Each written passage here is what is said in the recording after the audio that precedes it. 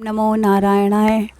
इंदिरा एकादशी की कथा इस प्रकार है। ब्रह्मत्व पुराण में भगवान श्री कृष्ण और युधिष्ठिर महाराज के संवाद में इस इंदिरा एकादशी के महत्व का वर्णन किया गया है। युधिष्ठिर महाराज एक बार पूछते हैं, हे मधुसूदन, आश्विन मास के कृष्ण पक्ष में आने वाली एकादशी का नाम क्या है एवं उसके पालने की विधि क्या है? इस व्रत से क्या फल प्राप्ति होती है? कृपया विस्तार से वर्णन करें। भगवान श्री कृष्ण कहते हैं, इस एकादशी का नाम इंदिरा है। इस व्रत के पालन से पतित पितरों का उद्धार होता है और व्यक्ति सभी पापों से मुक्त हो जाता है। हे राजन, सतयुग में इंद्रसेन का नामक एक राजा था। अपने सभी शत्रुओं को पराजित करके वो महिष्मतीपुरी राज्य पर राज करता था। अपने पुत्र पौत्र के समेत वो आनंद पूर्वक रहता था। उसे भगवान विष्णु के प्रति भक्ति थी, इसलिए वह नित्य मुक्तिदाता गोविंद का स्मरण किया करता था। एक बार राजा अपने सिंहासन पर आनंद से विराजमान था, तभी आकाश मार्ग से देवर्षि नारद वहाँ पधारे। राजा ने उन्हें देखकर सिंहासन से उठकर प्रणाम किया, पूजा अर्चना की। तब देवर्षि नारद ने राजा को पूछा, हे राजन, आपके राज में सभी सुखी तो हैं? आप धर्म का पालन करते हुए राज कर रहे हैं ना? तथा भगवान विष्णु के चरण कमलों में आपकी भक्ति है ना? तब राजा ने कहा, हे देवर्षि, आपकी कृपा से सब ठीक है। यज्ञों के फल हेतु ही आज आपके दर्शन हुए। कृपया आपके आने का उद्देश्य बताइए।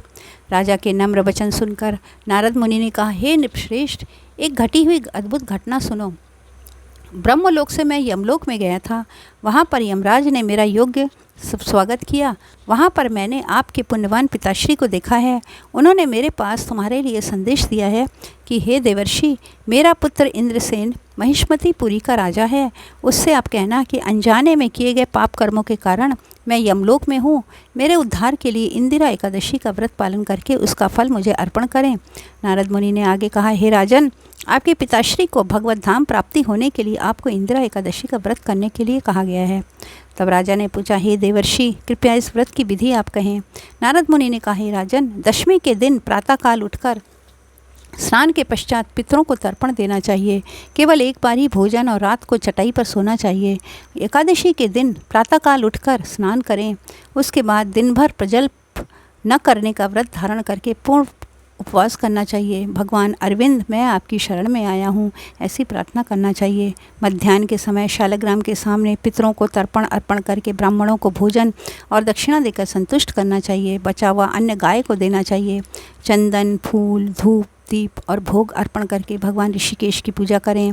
भगवान के नाम का गुणगान, लीलाओं का श्रवण, कथन, पढ़ना, कीर्तन इत्यादि करके रात भर जागरण करना चाहिए। द्वादशी के दिन भगवान श्री हरि की पूजा करके ब्राह्मणों को भोजन अर्पण करना चाहिए। उसके बाद अपने बंधु, पुत्र, पौत्र के साथ उपवास छोड़ना चाहिए।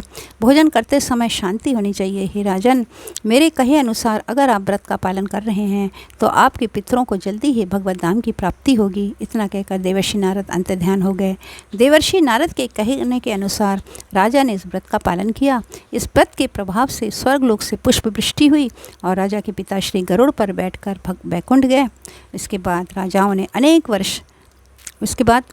अनेक वर्ष तक आनंद पूर्वक राज्य किया। अपने पुत्र को राज सौंपकर राजा स्वयं भगवत धाम को चले गए। ओम नमो भगवते वासुदेवाय।